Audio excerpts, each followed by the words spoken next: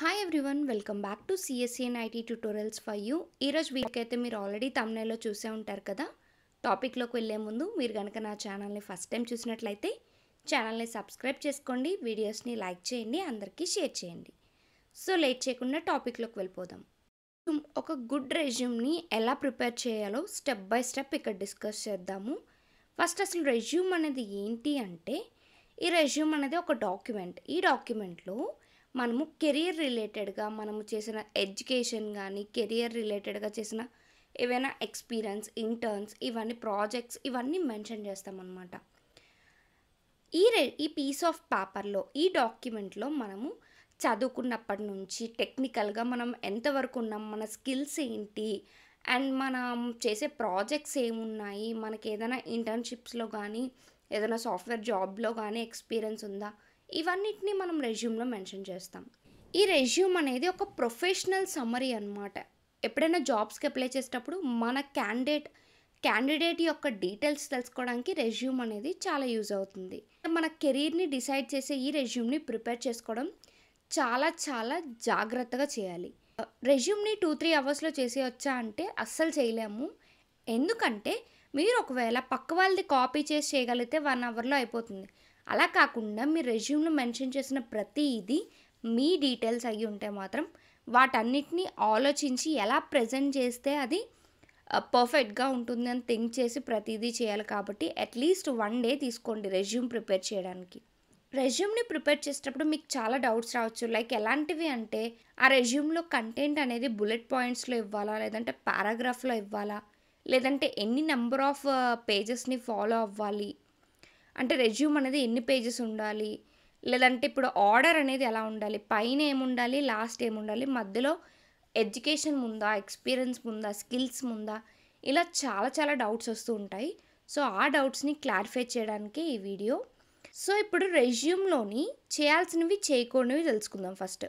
So చేయాల్సినవి ఏంటి అంటే, రెజ్యూమ్లో ఏది మెన్షన్ చేసినా ఎప్పుడు కూడా హానెస్ట్గా జెన్యూన్గా ఉండాలి. సో పక్క వాళ్ళది రాసుకున్నప్పుడు పక్క వాళ్ళ అలవాట్లు వేరు, మీ అలవాట్లు వేరు. వాళ్ళు బేగా నేర్చుకోగలిగితే మీరు బేగా నేర్చుకోలేకపోవచ్చు. సో అందుకు రెజ్యూమ్లో ఎప్పుడు హానెస్ట్గా జెన్యూన్గా ఉండాలి. అండ్ ప్రాపర్ టెక్నికల్ స్కిల్స్ని మెన్షన్ చేయాలి.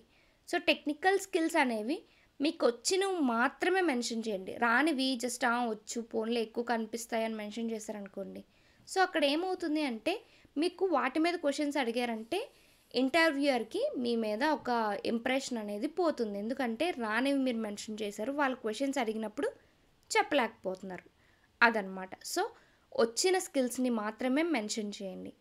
And next, proper contact details ఇవ్వండి. మెయిల్ ఐడి అయినా, ఫోన్ నెంబర్ అయినా, ఏదైనా సరే. సో ప్రాపర్గా కాంటాక్ట్ డీటెయిల్స్ ఇస్తేనే వాళ్ళు మిమ్మల్ని అప్రోచ్ అవుతారు. కాబట్టి contact details must and should. And next, PDF ఫార్మెట్లో ఉండాలి. ఎప్పుడు కూడా రెజ్యూమ్ అనేది పీడిఎఫ్ ఫార్మెట్లోనే ఉండాలి. Okay. And next 6th point వచ్చేసి సింపుల్ ఫాంట్. సో మనకి రెజ్యూమ్లో కర్సివ్ రైటింగ్స్ కానీ అలాంటివి ఏవి కాకుండా సింపుల్గా ఉండే ఫాంట్స్ యూస్ చేయండి. లైక్ క్యాలిబ్రీ, ఏరియల్ ఇలాంటివి ఉంటాయి కదా. సో ఇలాంటివి యూస్ చేయడం చాలా మంచిది. అండ్ నెక్స్ట్ వచ్చేసి డోంట్స్. రెజ్యూమ్లో చేయకూడనివి ఏంటి అంటే, ఫస్ట్ కొంతమంది టేబుల్ ఫార్మెట్ని ఇస్తూ ఉంటారు. సో టేబుల్ ఫార్మెట్ ఇవ్వడం బట్టి ప్రీవియస్గా అయితే అది బాగా వర్క్ అయ్యేది. ఇప్పుడైతే మనకి ఏటీఎస్ ఫార్మెట్ని యూస్ చేస్తున్నారు. కాబట్టి అందరూ మోస్ట్లీ కంపెనీస్లో ఏటీఎస్ ఫార్మెట్ని యూస్ చేస్తున్నారు. కాబట్టి అది టేబుల్ ఫార్మెట్లో ఉన్న డేటాని రికగ్నైజ్ చేయదన్నమాట. సో అందుకే మీరు టేబుల్ ఫార్మెట్లో ఇవ్వద్దు. అండ్ సెకండ్ పాయింట్ వచ్చేసి, రెజ్యూమ్లో నేను సిన్సియర్, హార్డ్ వర్కింగ్, డెడికేటెడ్ అని, క్విక్ లెర్నర్ అని ఇలాంటి పాయింట్స్ పెడుతూ ఉంటారు. సో అవి పెట్టడం వల్ల ఎలాంటి యూజ్ ఉండదన్నమాట. ఎందుకంటే మిమ్మల్ని మీరు ప్రూవ్ చేసుకోవాలి అంటే అవి పెడితే సరిపోదు.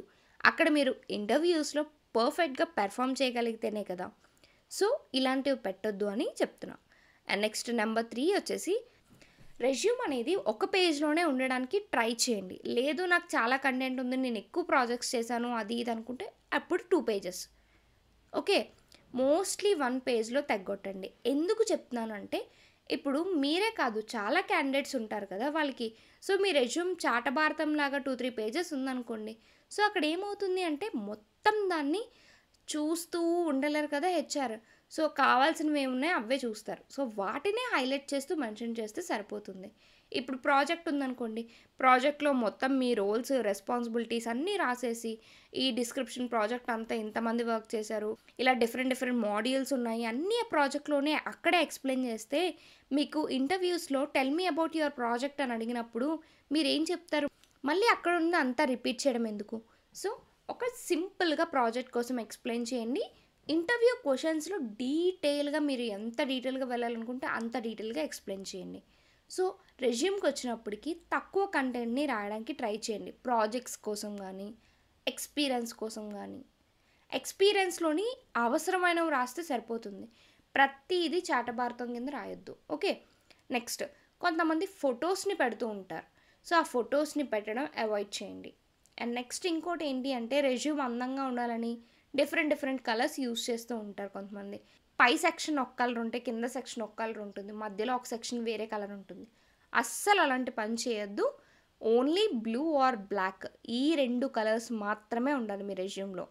అప్పుడే రెజ్యూమ్ అనేది ఒక ప్రొఫెషనల్ లుక్ అనేది వస్తుంది. ఇది ఈ డూస్ అండ్ డోంట్స్‌ని ఖచ్చితంగా పాటించండి. అండ్ నెక్స్ట్ వచ్చేసి రెజ్యూమ్ యొక్క ఫార్మెట్. సో, రెజ్యూమ్ అనేది మనకి 2 టైప్స్ ఆఫ్ ఫార్మాట్స్ ఉంటాయి. రెజ్యూమ్ అనేది 2 టైప్స్ ఆఫ్ ఫార్మాట్స్‌లో ఉంటుంది. ఫస్ట్ వన్ వచ్చేసి హారిజాంటల్. సో, హారిజాంటల్ అంటే కంటెంట్ అంతా హారిజాంటల్‌గా రాస్తాం. లైక్ పారాగ్రాఫ్స్, బుల్లెట్ పాయింట్స్ అంతా హారిజాంటల్‌గా రాస్తాం. సెకండ్ ఏంటి అంటే కాలమ్ ఫార్మాట్. కాలమ్ ఫార్మాట్ అంటే రెజ్యూమ్ పేజ్‌ని 2 పార్ట్స్‌కి డివైడ్ చేసుకొని లెఫ్ట్ సైడ్ వచ్చేసి స్కిల్స్ వేరేగా లేదంటే మీకున్న ఎక్స్‌పీరియన్సెస్‌ని, స్కిల్స్‌ని ఇక్కడ మెన్షన్ చేసుకొని ఆ తర్వాత రైట్ సైడ్ ఏమో పారాగ్రాఫ్స్‌లో రాయడం. ఇది కాలమ్ ఫార్మాట్ అనమాట. అండ్ నెక్స్ట్ వచ్చేసి ఇక్కడ ఇదొక పీస్ ఆఫ్ పేపర్. ఇదే రెజ్యూమ్ అనుకోండి. రెజ్యూమ్‌లోని మీకు ఇక్కడ చూసుకుంటే హెడర్ పార్ట్ ఉంది, స్కిల్స్ ఉన్నాయి అండ్ అలాగే ఎడ్యుకేషన్ ఉంది, ప్రాజెక్ట్స్, ఎక్స్‌పీరియన్స్, అచీవ్‌మెంట్స్ ఇవన్నీ ఏంటి అంటే సెక్షన్స్ రెజ్యూమ్‌లో. ఓకే. సో, ఈ సెక్షన్స్‌ని బేస్ చేసుకొని అందులో మనం కంటెంట్ రాయాలి. అది ఎలా రాయాలో ఇప్పుడు చూద్దాం. ఫస్ట్ ఇది హెడర్ పార్ట్ అనమాట. సో, ఫస్ట్ మీ నేమ్ ఉండాలి. అండ్ ఆ next me mail ID and contact number. ఇవి మస్ట్ అండ్ షుడ్‌గా వర్క్ అయినవి మాత్రమే పెట్టండి. ఎందుకంటే రిక్రూటర్ మీతో ఎందుకంటే హెచ్ఆర్ గానీ ఎవరైతే చూస్తారో డాక్యుమెంట్స్ అనేవి వాళ్ళు మీతో కాంటాక్ట్ అవ్వాలంటే ఖచ్చితంగా అక్కడ వర్క్ అయినవే ఉండాలి. అండ్ నెక్స్ట్ మీకు ఒకవేళ లింక్డ్ఇన్ గానీ, గిట్‌హబ్ గానీ ప్రొఫైల్స్ ఉంటే అవి ఖచ్చితంగా అప్ టు డేట్ ఉంటే వాటిని మెన్షన్ చేయండి. ఓకే.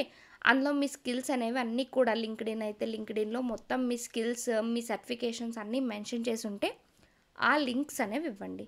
అండ్ నెక్స్ట్ వచ్చేసి స్కిల్స్. స్కిల్స్ అనేది ఫస్ట్ ఉండాలి. ఎందుకంటే మీ టెక్నికల్ స్కిల్స్ ఎంతో వాళ్ళకి తెలుస్తుంది కాబట్టి. కొంతమంది టైం లేక జస్ట్ వీళ్ళ స్కిల్స్ ఏమున్నాయని చూసి ఆపేస్తూ ఉంటారు. వీళ్ళు ఎలిజిబులా కాదా అనడానికి. స్కిల్స్ చూసిన తర్వాత మీ ఎడ్యుకేషన్ బ్యాక్‌గ్రౌండ్ చూస్తారనమాట. సో, అందుకు ఈ 2 పైన ఉండాలి. And next Java, HTML, CSS, JavaScript, Python. ఇవే కాదు మీకు వచ్చినవి ఏమైనా మెన్షన్ చేయొచ్చు. లైక్ మెషిన్ లెర్నింగ్ రిలేటెడ్ వచ్చిందనుకోండి అవి మెన్షన్ చేయొచ్చు.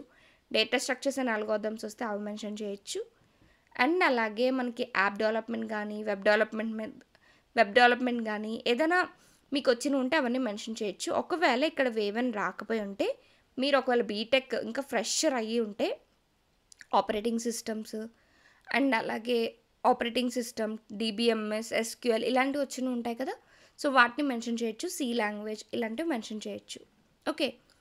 అండ్ ఇది మెయిన్‌లీ నేను ఫ్రెషర్స్‌ని టార్గెట్ చేసి చెప్తున్నాను. ఎక్స్‌పీరియన్స్ వాళ్ళైతే ఎక్స్‌పీరియన్స్‌ని పైన పెట్టండి. తర్వాత స్కిల్స్ పెట్టండి. ఓకే. నెక్స్ట్ వచ్చేసి ఎడ్యుకేషన్. ఎడ్యుకేషన్‌లో మనకి college name, location, branch and A year నుంచి ఏ ఇయర్ వరకు కంప్లీట్ చేశారు. అక్కడ వచ్చిన మార్క్స్ ఏంటి అన్నీ కూడా మెన్షన్ చేయాలి. నెక్స్ట్ ఇంటర్మీడియేట్ అండ్ ఆ నెక్స్ట్ స్కూలింగ్ ఇలా మెన్షన్ చేస్తాం.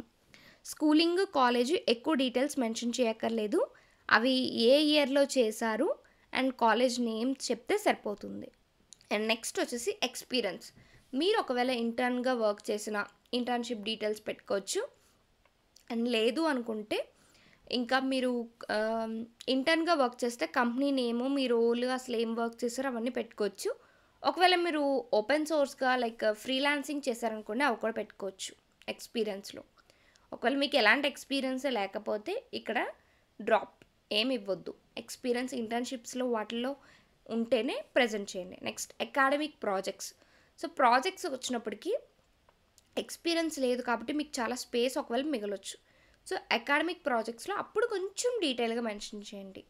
ఎక్స్పీరియన్స్ ఉన్నవాళ్ళు తగ్గించడానికి ట్రై చేయండి. సో ప్రాజెక్ట్ టైటిల్ ఏంటి, డిస్క్రిప్షన్ ఏంటి మెన్షన్ చేస్తారు మీరు చేసిందంతా కూడా. అండ్ నెక్స్ట్ వచ్చేసి అచీవ్‌మెంట్స్ అండ్ హాబీస్. సో ఇక్కడ వచ్చినప్పటికి ఏంటి అంటే అచీవ్‌మెంట్స్‌లోని లేటెస్ట్‌గా మీరు టెక్ రిలేటెడ్ చేసినవి ఫస్ట్ పైన మెన్షన్ చేయండి. ఆ తర్వాత స్కూలింగ్‌లో గానీ, ఇంటర్మీడియేట్‌లో గానీ చేసినవి మెన్షన్ చేయొచ్చు. టెక్ రిలేటెడ్ వాటిని మెన్షన్ చేయండి. టెక్ రిలేటెడ్ అయిపోయిన తర్వాత అప్పుడు ఎక్స్ట్రా కరిక్యులర్ యాక్టివిటీస్‌ని ఆ తర్వాత మెన్షన్ చేయండి. ఒకవేళ మీరు హ్యాకర్ ర్యాంక్ వాటిలో ఒక 50 ప్రాబ్లమ్స్ సాల్వ్ చేశారన్నా కూడా వాటిని మీరు అచీవ్‌మెంట్స్‌లో పెట్టుకోవచ్చు. హ్యాకర్ ర్యాంక్, హ్యాకర్ ఎర్త్‌లో 100 ప్రాబ్లమ్స్ సాల్వ్ చేశాను అని చెప్పేసి. సో ఈ విధంగా మీ రెజ్యూమ్ అనేది క్రియేట్ చేసుకోవాలి. వన్స్ రెజ్యూమ్ అనేది ప్రిపేర్ చేసుకున్న తర్వాత మీరు ఒక 2-3 టైమ్స్ చెక్ చేయండి. ఏదైనా స్పెల్లింగ్ మిస్టేక్స్ ఉన్నాయేమో అని. మీరు చెక్ చేసిన తర్వాత మీ ఫ్రెండ్స్ ఎవరికైనా ఇవ్వండి. సో అక్కడ వాళ్ళు మీకు కనిపించలేదు వాళ్ళకి కనిపించొచ్చు కదా! సో అందుకు స్పెల్లింగ్ మిస్టేక్స్ లేకుండా ఉండాలన్నమాట రెజ్యూమ్. అందుకు ఒక 2-3 టైమ్స్ చెక్ చేయండి. సో ఇప్పటివరకు చెప్పిన దాంట్లో మీకు ఏదైనా డౌట్ ఉంటే కింద కమెంట్ చేయండి. మీకు ఏదైనా టాపిక్ కావాలన్నా కూడా కింద కమెంట్ చేయండి. Thank you for watching this video. Please do like, share, subscribe and comment. Thank you.